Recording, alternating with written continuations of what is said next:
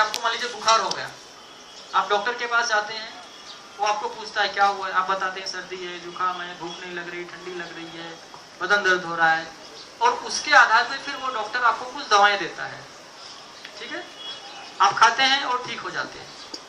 लेकिन वापस 3-4 महीने के बाद या 2 महीने के बाद आप फिर जाते हैं उसके पास, क्योंकि फिर कुछ हो गया, फिर आपको वो दवाई देते हैं, आप खाते हैं, ठीक हो जाते हैं।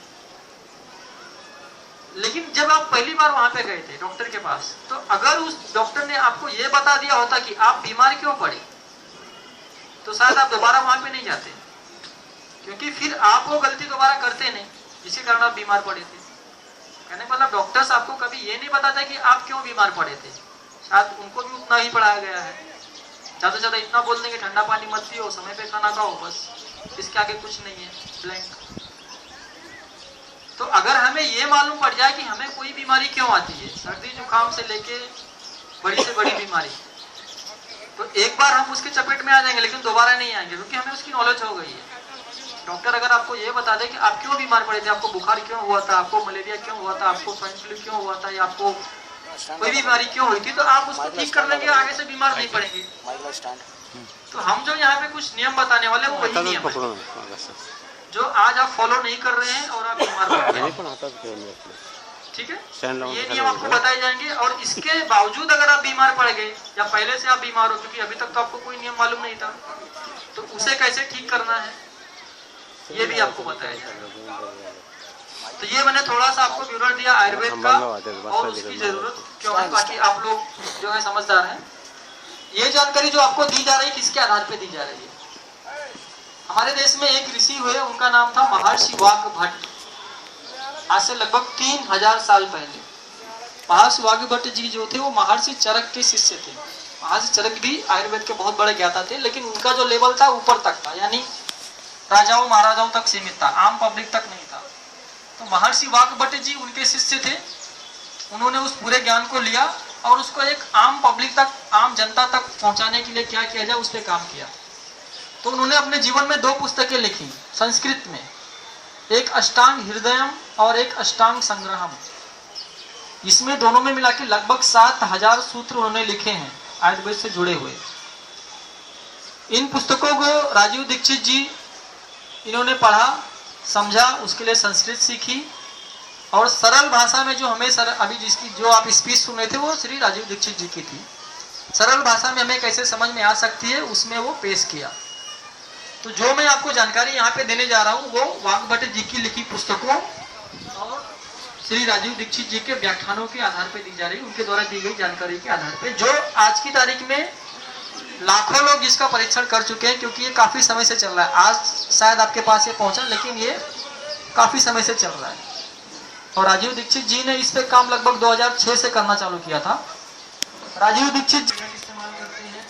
आप अगर राजीव दीक्षित जी के व्याख्यान आयुर्वेद के विषय पे या अन्य किसी भी विषय पे सुनना चाहते हैं, जानना चाहते हैं, तो आप यूट्यूब पे जाके सिर्फ उनका नाम टाइप कीजिए, आपको पूरी लिस्ट आ जाएगी। उनके नाम पे बहुत सारी वेबसाइट्स हैं, फेसबुक पेज है, सारी चीजें, लेकिन यूट्यूब पे आप उनकी आवाज में वो सुन सकते हो।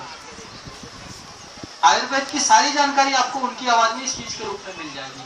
और बहुत सारे विषयों को उन्होंने बोला हुआ है, हमारे देश में भ्रष्टाचार क्यों है, इतनी गरीबी क्यों है, कोई भी समस्या क्यों है, उसका निवारण क्या है, अंग्रेज कब आए, क्या किए, कितना लूटा, हमारे देश की सभ्यता संस्कृति क्या थी, क्या है, विदेशों में क्या है, जहर का काम करती है, जिन्हें हम अमृत समझ के इस्तेमाल करते हैं। इसे एक इसमें से आपने अभी सुना एल्यूमिनियम, ठीक है।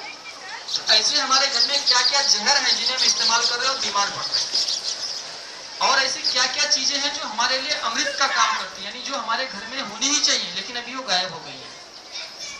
तो मैं कुछ नियम बताऊंगा, क्या जहर है वो बताऊंगा, क्या अमृत है वो बताऊंगा, और अगर आप बीमार पड़ गए तो उसके लिए क्या करना है, और अगर ऑलरेडी आपको कुछ बीमारियां हैं तो उसका निवारण आप खुद कैसे कर सकते हो। मैं अपनी बात शुरू करता हूँ, उससे पहले एक छोटी सी बात आपके सामने रखना चाहता हूँ कि हमारे देश में आयुर्वेद के जितने भी बड़े ज्ञाता हुए, चाहे वो महर्षि वाग्भ भट्ट जी, चाहे उनके गुरुजी महर्षि चरक, फिर महर्षि सुश्रुत, सभी लोगों ने एक बात कही है जो कॉमन है, और वो ये है कि रोगी जो होता है, यानी जो बीमार व्यक्ति है, जो रोगी है, वो के लिए सबसे अच्छा डॉक्टर हो सकता है। यानी रोगी जो है वो खुद के लिए सबसे अच्छा डॉक्टर हो सकता है, क्योंकि अपनी दुख तकलीफ का जो ज्ञान एक रोगी को होता है वो किसी डॉक्टर को या किसी मशीन को नहीं हो सकता। आपको अंदर से क्या तकलीफ है ये जितनी अच्छी तरीके से आपको पता है ये किसी और को नहीं हो सकता, मशीन को भी नहीं, डॉक्टर को भी नहीं। आप डॉक्टर के पास जाते हैं तो वो भी पहले आपसे पूछता है क्या हुआ है आपको, आप उसको बताते हो और उसके आधार पे फिर आपको वो दवाएं देते हैं। आयुर्वेद में पहले ऐसा ज्ञान था, या वैद्य के पास जाइए वो आपकी नाड़ी पकड़ के बता देता था कि आपको क्या हुआ है, आपने कल क्या खाया, आज क्या खाया, एक हफ्ते पहले क्या खाया था, सब कुछ। लेकिन अब वो लगभग लुप्त हो गया है। तो रोगी जो है वो सबसे अच्छा डॉक्टर हो सकता है। यानी आप लोग ये बिल्कुल मत सोचिए कि क्या मैं खुद अपना इलाज कर सकता हूँ, आप बिल्कुल कर सकते हो। और आयुर्वेद में तो बिल्कुल कर सकते हो, क्योंकि इसकी दवाओं का कोई साइड इफेक्ट नहीं। अगर आपने खा भी लिया गलती से कोई गलत दवा तो कुछ ना कुछ फायदा ही करेगी, नुकसान बिल्कुल नहीं करेगी। ठीक है, तो मैं कुछ नियमों पे आता हूं जो आपको पालन करने हैं और जो अभी आप पालन नहीं कर रहे हैं उसके कारण से क्या नुकसान हो रहे हैं। तो मैं पहले 4-5 नियम आपको बताऊंगा, उसके बाद मैं सीधा आ जाऊंगा हमारे घर में जो कुछ जहर है और क्या अमृत हमारे घर में होने चाहिए, फिर वापस मैं नियम पे आऊंगा। इस बीच में आपको मैं सवाल पूछने का मौका दूंगा। अगर कोई चीज आपको समझ में नहीं आई या आपको कुछ सवाल करना है किसी बीमारी के विषय में तो मैं आपको बताऊंगा।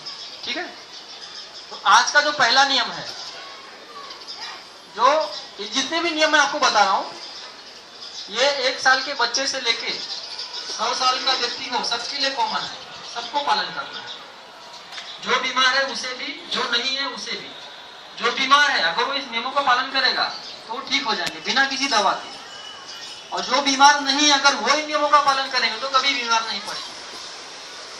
तो ये नियम सबके लिए है, इसको ध्यान से सुनिएगा। तो आज का जो पहला नियम मैं इस पर्ची के हिसाब से दे रहा हूं क्योंकि आपको बाद में दिया जाएगा तो आपको समझने में आसानी होगी। तो पहला नियम है कि सुबह सुबह उठकर, हर दिन सुबह सुबह उठकर सबसे पहले बासी मुंह यानी बिना कुछ खाए पिए कम से कम 3 से 4 गिलास यानी लगभग 1 लीटर पानी आपको पीना है।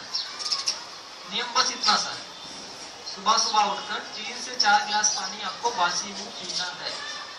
अब ये क्यों है, इसके पीछे का कारण क्या है और इससे क्या होगा ये मैं आपको समझा देता हूँ। देखिए, रात को जब हम सोते हैं तो हमारे मुंह के अंदर में सलाइवा बनता है, लार। आप सुबह सुबह उठिए, मुंह में उंगली डालिए तो आपको व्हाइट व्हाइट उंगलियों पे दिखेगा सलाइवा। ये सलाइवा जो है बहुत बड़ी औषधि है। 18 तरीके के जो माइक्रो न्यूट्रिएंट हमारे शरीर में होते हैं, जो मिट्टी में होते हैं, वही इस लार के अंदर होते हैं जो हमारे शरीर को चाहिए होते हैं।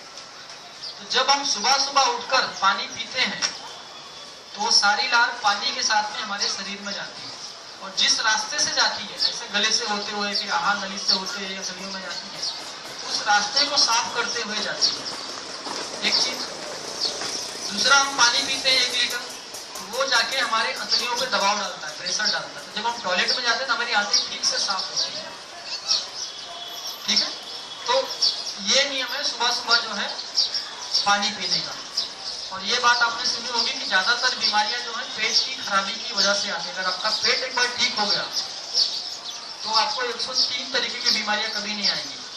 और आज हमें जितनी भी बीमारियां हैं नॉर्मली सब पेट की खराबी से होती है। अभी मैं आगे उससे आपको बात करूंगा।